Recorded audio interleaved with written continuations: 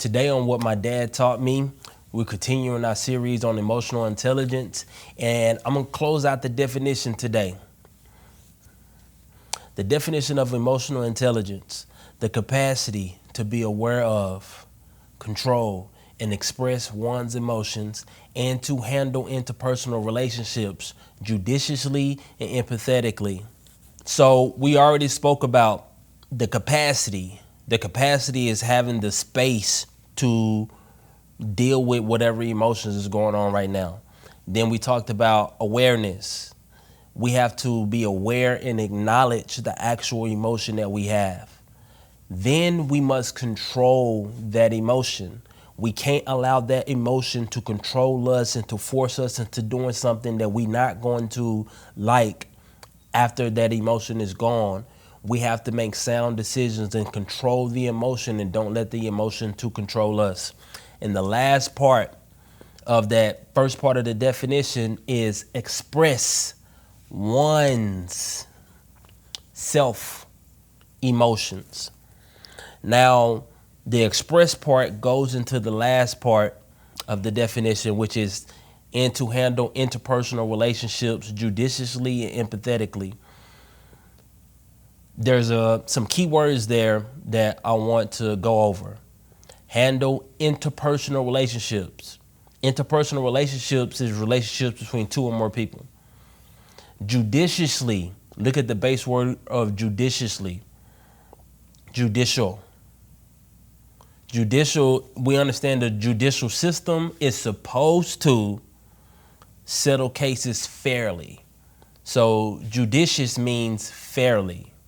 Empathetically means with understanding of how somebody else feels or thinks. So when we express ourselves, all of that is important. So I have the space to deal with my emotions. I'm aware that I feel this way. I control how I feel, and now it's time for me to express how I feel. The way this looks like in real life, this whole definition played out, I'm gonna tell you how I handle my kids sometimes. For the majority of the time, I have the emotional capacity to deal with whatever my children is giving me. I don't have to yell at them. I don't lose my cool with them. Everything is nice and peaceful.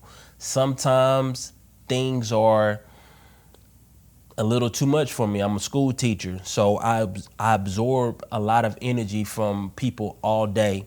And when I have my kids, something may be on my heart or my spirit that's a little bit too much. What I do is I call my children. I say, Braxton and Chrisette, come here.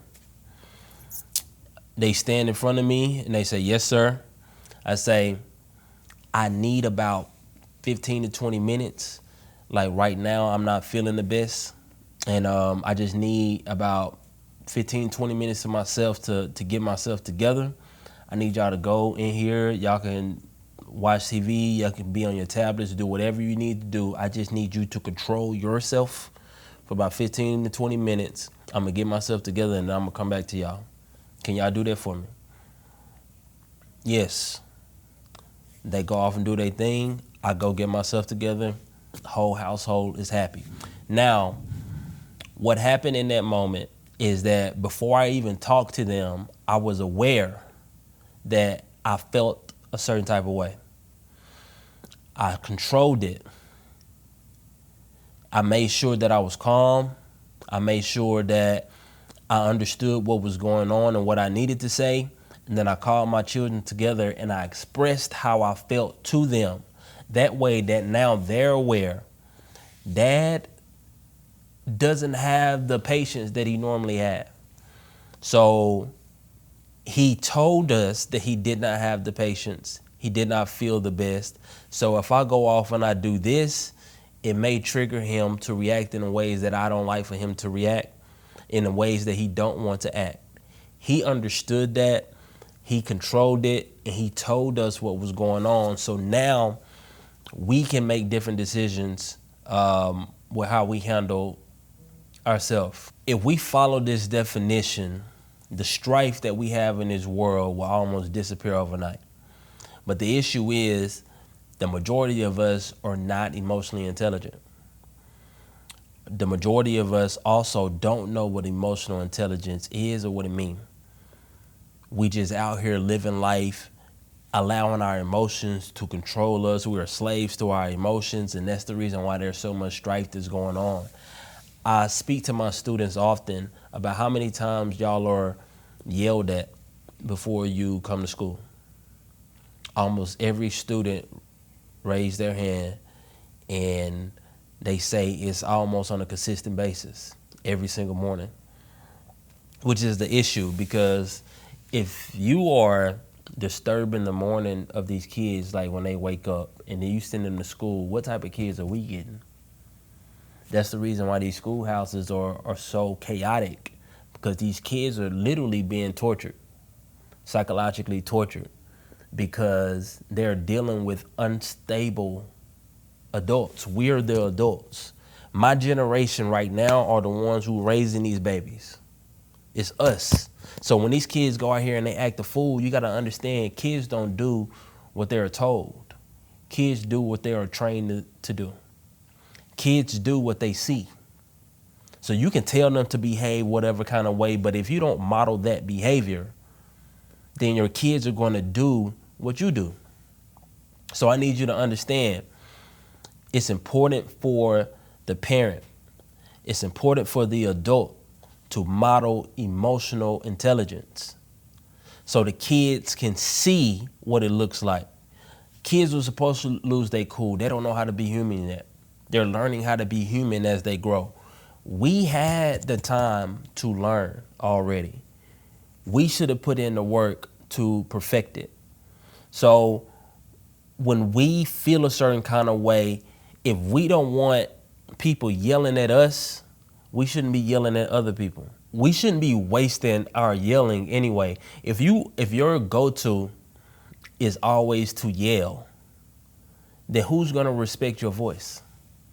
A lot of kids behave poorly because they know it don't matter what I do, I'm going to get whooped when I get home anyway. So why would they ever respect your yelling or your punishment, whatever, because you overuse it? It's a difference that for you can be in control at all times. And the moment you raise your voice, everybody is shocked. Just like, whoa, what pushed this person to that level? But if you always go directly to that level, nobody gonna respect that. I have this philosophy. I said everybody are one or two things. Either you a sword or a staff. Now, a sword, that's a weapon of war. It's a sharp object. The majority of it is sharp. It's sharp at the point. It's sharp along the sides. And if you touch it, it's going to cut you. But if a sword is not emotionally intelligent, then every single thing that happens, they're going to cut things down. Boom, boom, boom, boom. And you're going to have that respect in the beginning. But if a sword constantly cut things down, it's going to eventually become dull. A dull sword is useless. Nobody respects a dull sword. A sword hit you and you be like, what? My leg's supposed to be gone. I'm not even bleeding. Man, get out of my face. You don't want to be that type of person. So you have to use your powers respectfully. You have to be careful with how you use it. And it's important that if we want our future to look better, we have to model what better looks like for these babies right now. Our babies are counting on us. First of all, you have to teach yourself, learn how to be emotionally intelligent. Follow this definition. In the school right now, when sometimes kids lose their cool, they supposed to. I lost my cool several times when I was a kid. So when they lose their cool, I go sit down with them and we go through this definition, because my students already get trained on this often. So they know what the definition is. So I start speaking it to them. Emotional intelligence is the capacity to be aware of, and I stop. Are you aware of how you feel? Yes. Tell me how you feel. I feel this. I feel that. They use the proper terminology. Okay, cool. The next part is the control part. All right, I didn't do anything to you. This office didn't do anything to you. This chair, these walls or whatever didn't do anything to you. We must control ourselves. And I have them do breathing exercises. Cool. And now we have to express it. Now, if they need to talk to somebody as far as like a principal or counselor or whatever, I said, when you get to them, you have to express how you feel, why you feel that way, and what's going on with you. And you have to do it judiciously, with fairness to them, and empathetically, because you don't know what they may be going through at the same time. So no, we shouldn't go yell at a person or anything, because we don't know what they're going through. If we can manage how to be emotionally intelligent, it would keep us out of so many issues. Like, especially when you're dealing with police may not be emotionally intelligent. But if I can be emotionally intelligent at the time and understand, oh, this man is out of control. If I do this, it may trigger him to go over the top. This comes down to a lot of different issues, especially speaking about the weakness of ego and people's pride issues. Ego causes people to do a whole lot of stupid stuff just so they can feel better. Ego, everybody has ego. Ego is how you feel about yourself. Some people have very, very weak ego, and they constantly searching for validation so they can feel a certain kind of way. A lot of toxic policemen are the ones who use this in a negative way. They want to go on a power trip.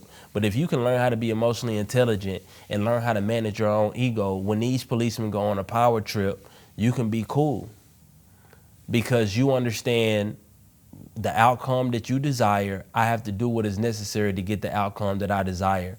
Now, if this policeman pushed that line, you just have to be confident in yourself that you're willing to go wherever you need to go to save your life. But you can thwart a lot of issues just by being emotionally intelligent. Because if that policeman cannot trigger you and get you to act emotional, then they just gonna be sitting there looking stupid.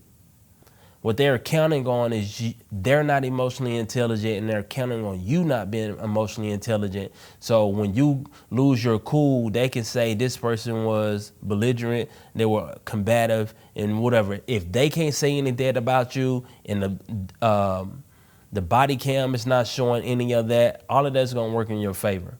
And the police force is gonna be out of a lot of money if they ever abuse you or anything. So it's important for us to be in control at all times, because we don't know what can go on. We had a situation where a 17-year-old kid was stabbed. That whole situation could have been avoided with emotional intelligence. That whole situation could have been avoided with stronger egos. But again, we have people who don't understand how to be emotionally intelligent, don't understand how to express how they feel judiciously and empathetically. That could throw it off a lot of issues just by treating people fairly and with empathy. Understand that I feel this way. I recognize that you also may be feeling this way. This is what I want to close out on. Everybody on this planet is going through something. 100% of us. I don't care if it's the richest of the rich, the poorest of the poor. Everybody is going through something.